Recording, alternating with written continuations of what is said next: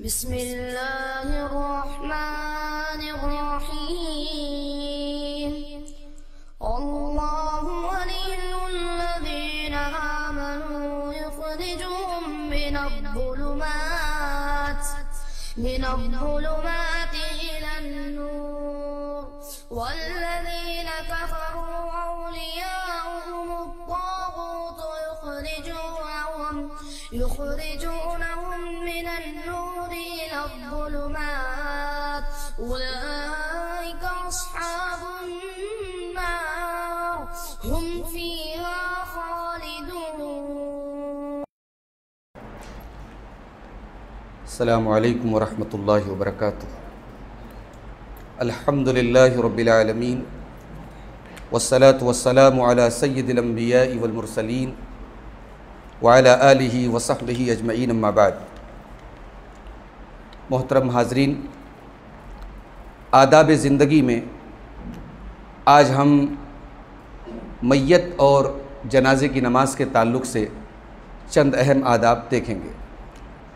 सबसे पहली चीज़ तो ये है कि एक मुसलमान के जनाजे में अगर 40 अहले तौहीद 40 मुवहिद अगर उसके जनाजे में शामिल होते हैं तो ये चीज़ उसकी मग़फ़िरत का ज़रिया बनती है।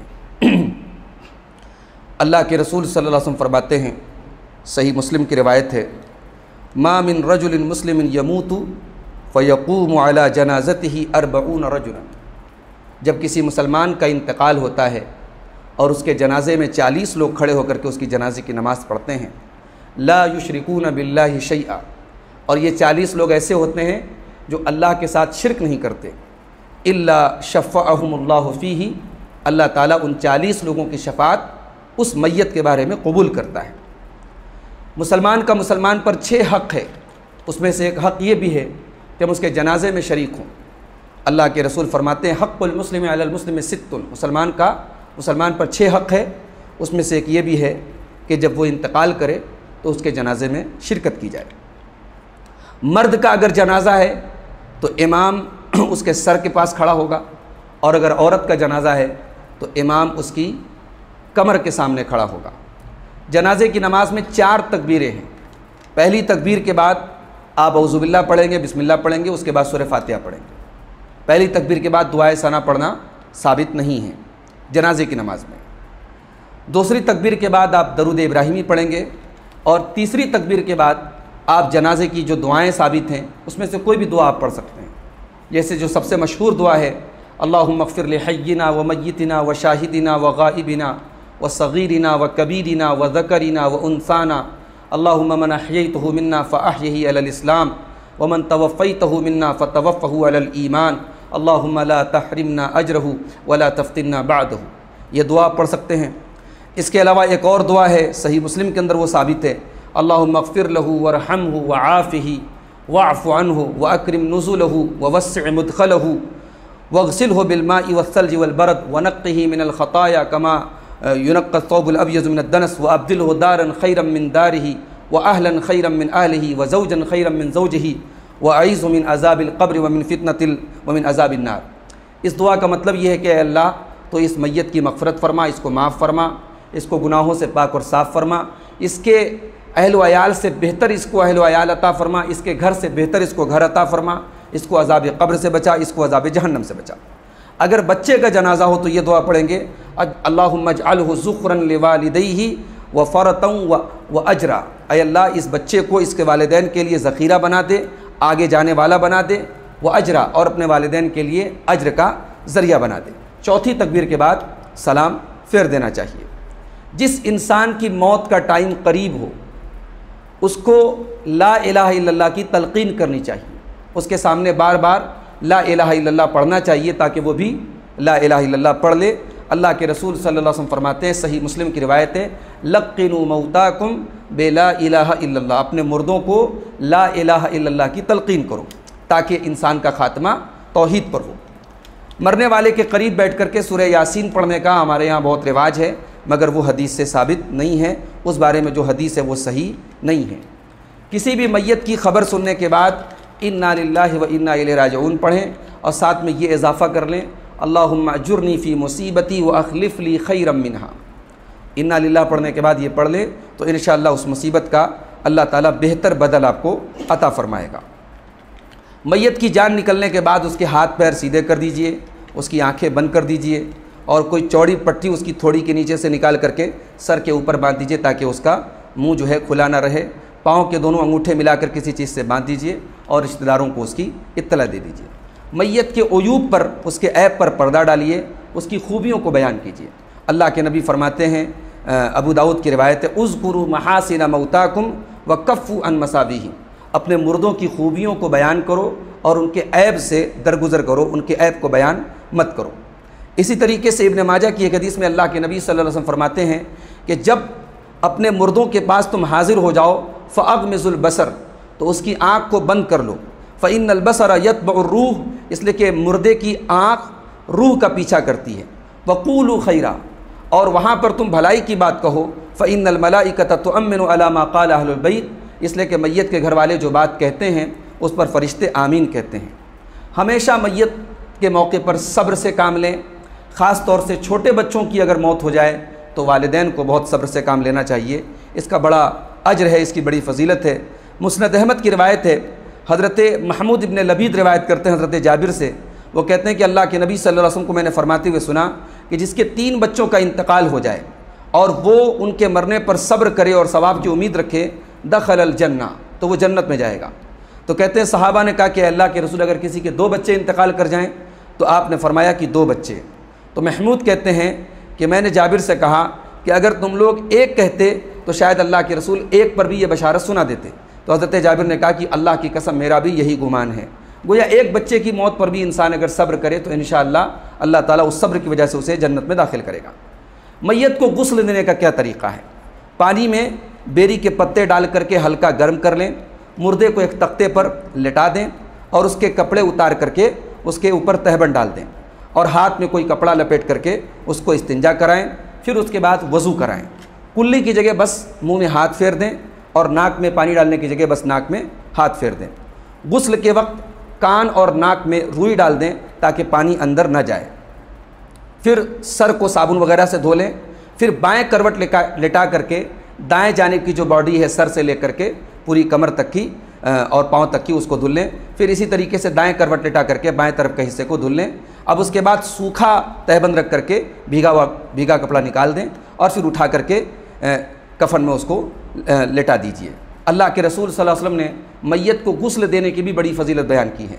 चुनांचे फरमाते हैं, मन गस्सल मैयतन, जिसने किसी मुर्दे को गुस्ल दिया और उसे कफनाया और उसे खुशबू लगाई और उसे उठाया और उसके ऊपर जनाजे की नमाज़ पढ़ी, वलम युफ्श अलैहि मा रा, और मैयत के अंदर अगर कोई ऐब देखा तो उसको खोला नहीं, उसको बयान नहीं किया, खरज मिन खतीअतिही मिस्ल यौम वलदतहु उम्मुहु, तो वो गुनाहों से ऐसे पाक हो जाएगा जैसे आज ही उसकी माँ ने उसको जन्म दिया हो।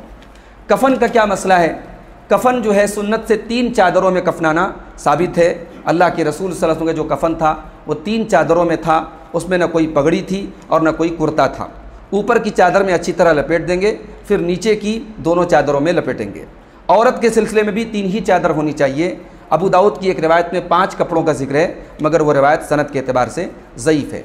अगर किसी का इंतकाल एहराम की हालत में हो जाए तो उसको खुशबू नहीं लगाएंगे, लेकिन एहराम के कपड़े में अगर चाहें तो उसको कफना सकते हैं, उसकी कोई फजीलत नहीं है। हमारे यहाँ बहुत सी जगहों पर दुल्हन को उसके कपड़े में कफनाते हैं, ये बिदअत है।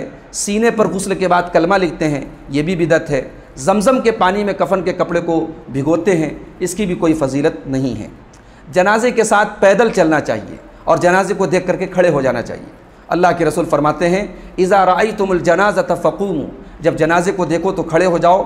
फ़मन तबिअहा फ़ला यक़उद हत्ता तूज़ा, और जो जनाजे के पीछे चले तो वो न बैठे यहाँ तक कि जनाजा रख दिया जाए।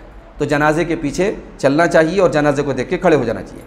कब्र में मुर्दे को उतारते वक्त बिस्मिल्लाहि व अला मिल्लति रसूलिल्लाह ये पढ़ना चाहिए। मिट्टी देते वक्त कुछ भी पढ़ना साबित नहीं है। मिट्टी देते वक्त कुछ भी पढ़ना साबित नहीं। हमारे यहाँ मशहूर है कि मिन्हा खलक़नाकुम व मिन्हा नुख़रिजुकुम व फ़ीहा नुईदुकुम तारतन उख़रा, ये पढ़ते हैं, मगर इसकी कोई दलील नहीं है। मैयत को दफन करने के बाद खड़े होकर के दुआए मग़फ़िरत करें।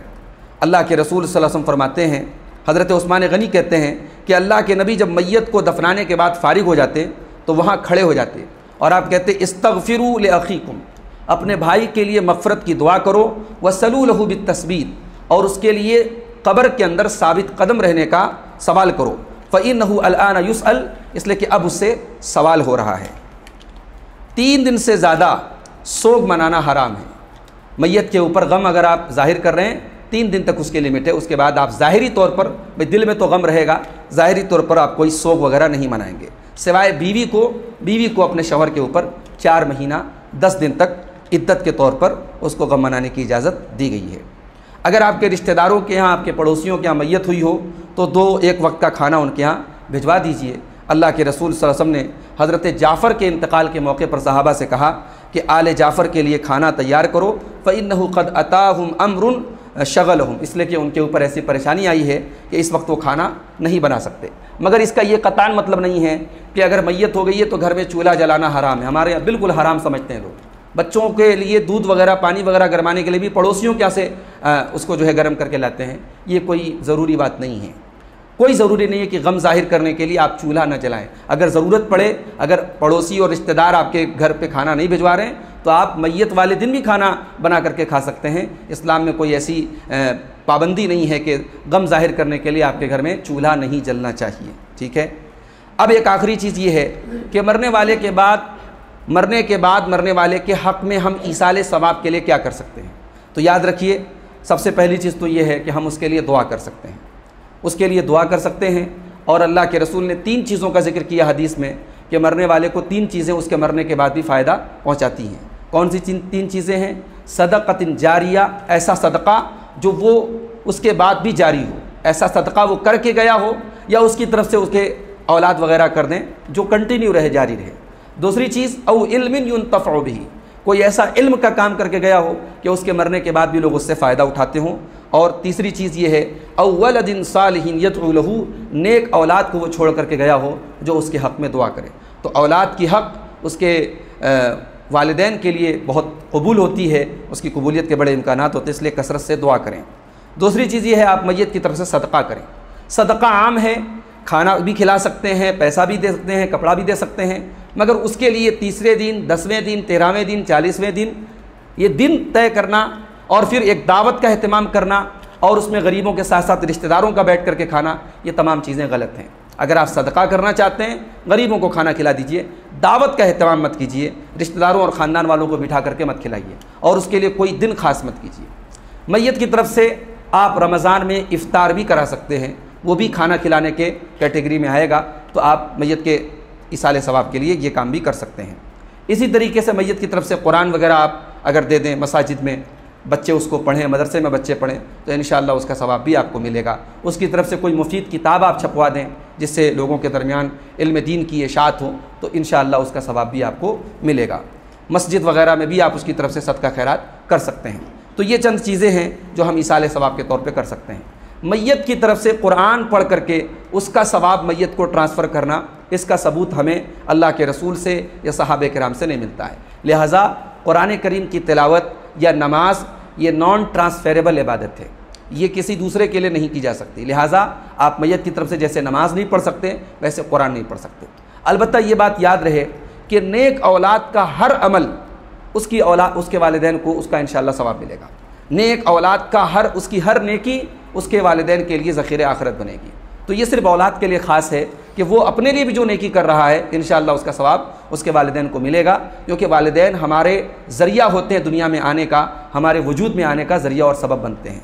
तो ये चंद बातें थी मैयत के ताल्लुक़ से और जनाजे की नमाज़ के ताल्लुक़ से। अल्लाह से दुआ है रब्बुल आलमीन हमें मैयत के इन अहकाम में भी सुन्नत की पैरवी करने की तौफ़ीक़ अता फ़रमाए। अल्लाह ताला ज़िंदगी के तमाम मामलात में हमें बिदआत और खुराफ़ात से बचाए। आमीन। व आखिर दावाना अनिल हम्दुलिल्लाहि रब्बिल आलमीन। वस्सलामु अलैकुम व रहमतुल्लाहि व बरकातुहू।